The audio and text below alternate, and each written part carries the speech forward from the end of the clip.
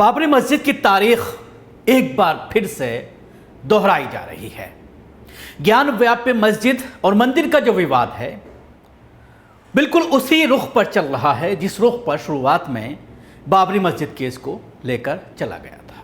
वाराणसी में काशी विश्वनाथ मंदिर से सटी ज्ञान व्यापी मस्जिद के सर्वेक्षण के लिए टीम जुम्मे के बाद पहुंच गई। टीम के पहुंचने से पहले सड़क पर हंगामा और नारेबाजी होती दिखाई दी। एक पक्ष की ओर से हो रही नारेबाजी के बाद दूसरी पक्ष की तरफ से भी नारेबाजी होने लगी। पुलिस ने किसी तरह दोनों तरफ के लोगों को समझाया बुझाया और सड़क से गलियों की ओर भगाया।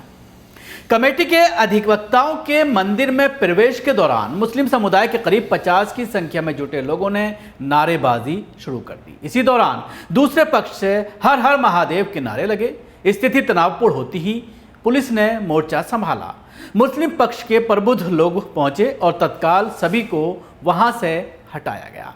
मुस्लिम समुदाय के लोगों को दाल मंडी की गली में भेज दिया गया। मुस्लिम समाज के लोग सर्वे के दौरान होने वाली वीडियोग्राफी का विरोध कर रहे हैं।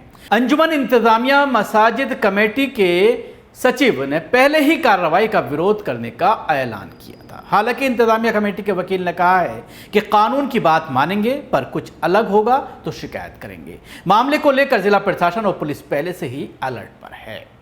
वाराणसी के सिविल जज सीनियर डिवीजन की अदालत ने नियुक्त कोर्ट कमिश्नर वरिष्ठ अधिवक्ता अजय कुमार मिश्र सर्वे करने पहुंचे हैं। सर्वे से पहले दोनों पक्ष मस्जिद से दूर एक स्थित चौक पर थाने पर वाहन से पहुंचे। वहां से सर्वे के लिए टीम पहुंची।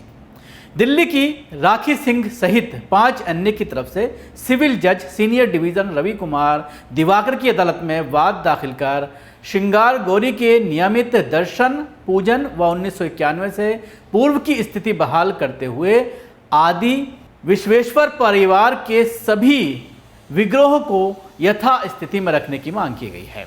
सुनवाई के दौरान वादी ने विग्रहों की वस्तु स्थिति जानने के लिए कोर्ट कमीशन की कार्रवाई शुरू करने की दरख्वास्त दी थी। इस प्रकरण में कोर्ट ने अगली सुनवाई की तिथि 10 मई तय की है।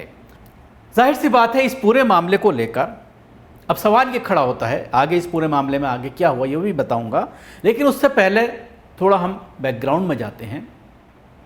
एक एक्ट लाया गया है 1991 वर्शिप एक्ट, जो नरसिम्हा राव की सरकार के दौरान बाबरी मस्जिद की शहादत से पहले लाया गया था। और उसमें यह कहा गया है कि जितनी भी मजहबी इमारत हैं, चाहे वो मस्जिद हो, चाहे मंदिर हो, चाहे वो गुरुद्वारे हों या चर्च हों, उनको बाबरी मस्जिद को छोड़ करके बाकी तमाम इमारतों को जो अब से पहले बनी है या 1991 से पहले, उनको यति स्थिति में रखा जाएगा। उसके ऊपर कोई एक्शन नहीं लिया जाएगा, कोई कोर्ट नहीं जा सकता। और इसको बाकायदा ये एक्ट बनाया गया था पार्लियामेंट के जरिए। लेकिन उसको अवहेलना करते हुए, उसको ना देखते हुए लोअर कोर्ट के जरिए ये फैसला किया गया। असदुद्दीन ओवैसी ने भी ट्वीट कर इस पर सवाल खड़ा किया है। और दूसरी बात उन्होंने ये भी उठाई है कि जब बाबरी मस्जिद केस का जब फैसला आ रहा था, वर्डिक्ट आ रहा था, तो उस वक्त भी जजों के जरिए ये कहा गया था कि बाबरी मस्जिद को आस्था की बुनियाद पर हिंदुओं को दिया जाता है, लेकिन इसके बाद किसी भी विवादित स्थल पर दावा नहीं ठोका जाएगा। और जो 1991 में वर्शिप एक्ट जो बनाया गया है, 1991 वर्शिप एक्ट, उसका पूरी तरह से सम्मान किया जाएगा, उसका पूरी तरह से पालन किया जाएगा। लेकिन उसके बावजूद लोअर कोर्ट इस तरह का फैसला देती है। बाबरी मस्जिद केस में भी अयोध्या कोर्ट के जरिए जिस तरह के शुरू में फैसले दिए गए और फिर हाई कोर्ट के जरिए जिस तरह से उसकी आर्कोलॉजिकल सर्वे ऑफ इंडिया के जरिए ज़मीन की खुदाई करा करके उसकी जांच कराई गई और उसमें जिस तरह की चीज़ें, जिस तरह के तथ्य सामने आए, वो सब आपके सामने हैं। बिल्कुल उसी तरह की तारीख इस ज्ञानवापी मस्जिद के साथ दोहराने की न सिर्फ कोशिश की जा रही है बल्कि उसको दोहराया जा रहा है। सारी चीज़ों को ताक पर रख दिया गया। कोई इस पूरे मामले को लेकर हाई कोर्ट तक मामला गया है। जो कमेटी है वहाँ की मस्जिद कमेटी, वो हाई कोर्ट गई है।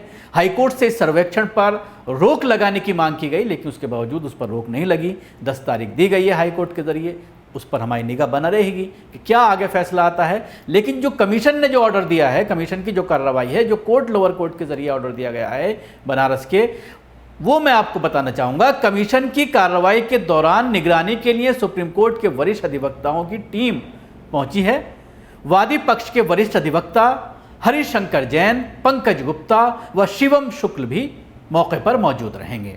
हरिशंकर जैन ने अयोध्या राम मंदिर मुकदमे भी हिंदू महासभा की ओर से सुप्रीम कोर्ट में बहस की थी। आप समझिए, जिस तरह से कमेटी भी बनाई गई है उसमें कौन लोग हैं वो भी आप देखिए कि सुप्रीम कोर्ट में जिन लोगों ने हिंदू महासभा की तरफ से अपनी बात रखी थी बाबरी मस्जिद केस में, उनको कमेटी में डाला गया है।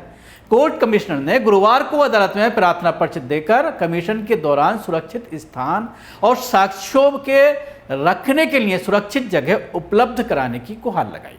अदालत ने पुलिस आयुक्त, कमिश्नर ऑफ पुलिस जो हैं, उनको निर्देश दिया है कि वे कोर्ट कमिश्नर की मांगों पर उचित कार्रवाई कर अवगत कराएं। ज्ञानवापी मस्जिद के सर्वे से पहले एक चौंकाने वाली घटना हुई है। मस्जिद के बाहर ही सड़क पर एक महिला नमाज पढ़ने के लिए बैठ गई। महिला ने बैरिकेडिंग के बाहर ही सड़क पर बैठकर नमाज पढ़ना शुरू कर दिया। महिला की पहचान जैतपुरा की आयशा बीबी के रूप में हुई है। पुलिस महिला को मानसिक रूप से बीमार बता रही है। पुलिस ने उसके बैग की तलाशी ली तो उसमें से कई अस्पताल के पर्चों के साथ ही देवी देवताओं की तस्वीरें भी मिली हैं। जुम्मे की नमाज के लिए ज्ञानवापी में भारी भीड़ होती है और आज खासतौर से सर्वे का जब ऐलान किया गया था कि आज से सर्वे शुरू होगा, शाम तक चलेगा, कल फिर किया जाएगा। आमतौर पर यहाँ जुम्मे की नमाज के लिए 300 से 400 नमाजी पहुँचते हैं। सर्वे को लेकर विवाद के बीच शुक्रवार को करीब 2300 से 2400 लोग नमाज पढ़ने पहुँचे। सभी को चेकिंग के बाद अंदर जाने दिया गया। हालांकि काफ़ी ऐसे लोग भी थे जो कुछ देर से पहुँचे और उन्हें बाहर ही रोक दिया गया।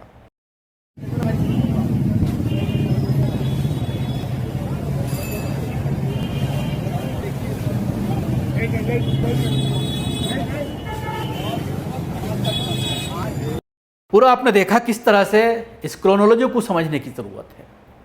जैसा कि मैं बार बार कह रहा हूँ कि जिस तरह की चीज़ें अयोध्या कोर्ट के ज़रिए शुरुआत में की गई थी, बिल्कुल उसी तरह का खेल इसके साथ भी रचा जा रहा है। और जो कमेटी में जो लोग डाले गए हैं उनके नाम भी आपने सुने।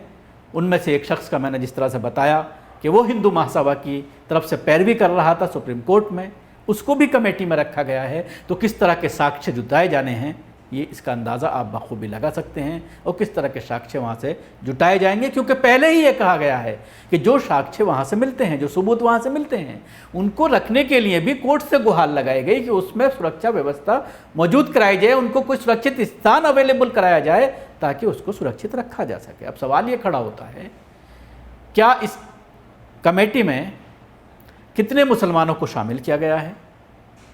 अगर नहीं शामिल किया गया है तो क्यों शामिल नहीं किया गया है? दोनों ही पक्ष को लोगों के बीच में ये कार्रवाई होनी चाहिए ताकि कोई ऐसी बात सामने ना आए कि कोई ऐसी चीज़ वहाँ पर रख दी जाए कि ये चीज़ वहाँ पर मौजूद थी और फिर उसको सबूत के तौर पर कोर्ट पर पेश किया जाए। लेकिन ये सारी चीज़ें एक अलग बात है। लेकिन जिस तरह से मैं बार बार कह रहा हूँ, 1990 वर्शिप एक्ट जो है उसकी बुनियाद पर और सुप्रीम कोर्ट के बाबरी मस्जिद के फैसले की बुनियाद पर ये ऑर्डर पूरी तरह से इलीगल है, गैर कानूनी है। हाई कोर्ट को इस मामले में इंटरवीन करना चाहिए और पूरे इस सर्वेक्षण की कार्रवाई को रोककर कानून को बहाल करना चाहिए। शुक्रिया। आपको हमारी कोशिश कैसे लगी ज़रूर बताएं।